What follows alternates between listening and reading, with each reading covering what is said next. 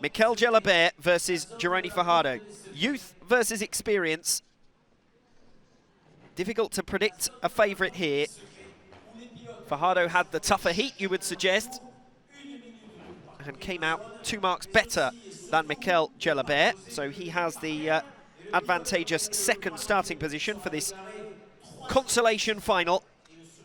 Consolation final, which is the trunk section, which will also incidentally be the first section of tonight's grand final. Section 1 of round 1, which was easy for all of the riders other than Tony Bow.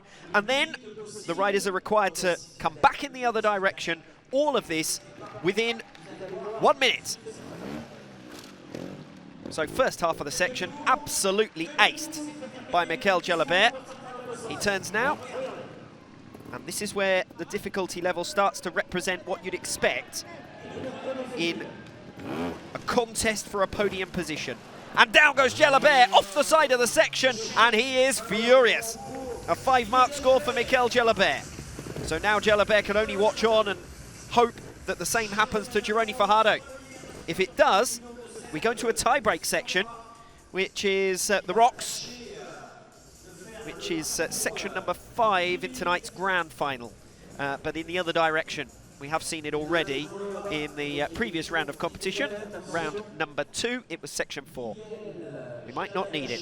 If Jeroni Fajardo can get through this section within 1 minute and without scoring 5 marks.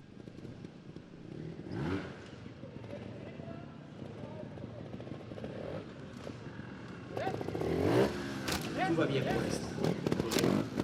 Parfait. Allez, demi-tour.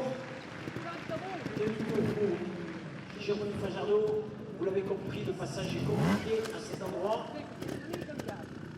40 secondes. Il a le temps, Jeroni. Il faut remonter sur cette ligne de bois. All the way back in 2005 in Buenos Aires in Argentina. Makes the step that cost Gelabert, but then slides off the side of the trunk as well, and he too is down to a 5. And now, as I understand it, we'll be heading over to the rock section for a tie break. And this is section number 4 from round number 2. Fajardo cleaned this one, and Gelabert dropped 2 marks. Slight adaptation to the section, perhaps for this consolation final. Certainly Miquel Gelabert is looking at the surface of the second rock here.